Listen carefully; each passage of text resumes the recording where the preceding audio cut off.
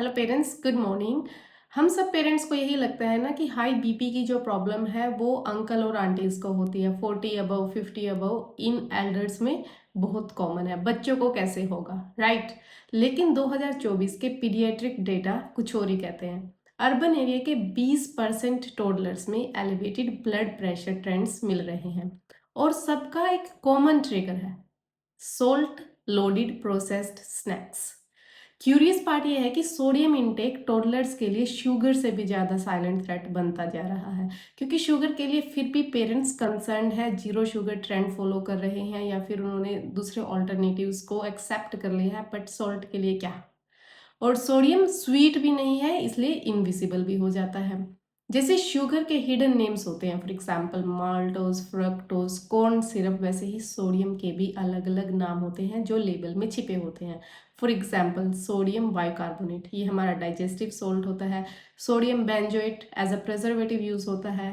Baking soda, yeast extract, MSG, monosodium glutamate, और flavour enhancers, for example E number, जिनके बारे में कोई सोचता ही नहीं है।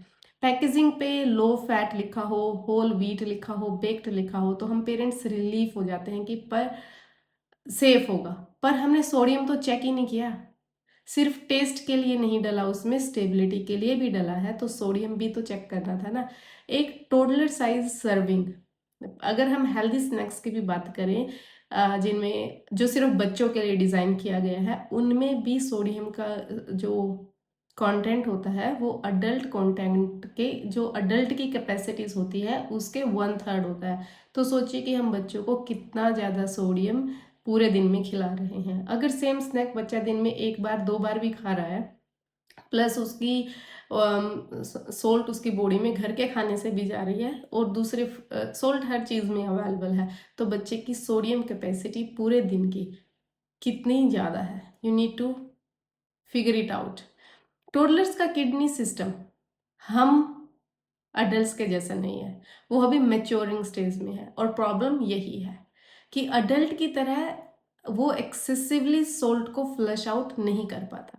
रिजल्ट क्या रहता है कि बॉडी में सोडियम रिटेन होना शुरू हो जाता है, सेल्स में वाटर बढ़ जाता है, ब्लड वेसल्स एक्सपेंड हो जाते हैं और प्रेशर इंक्रीज हो जाता है।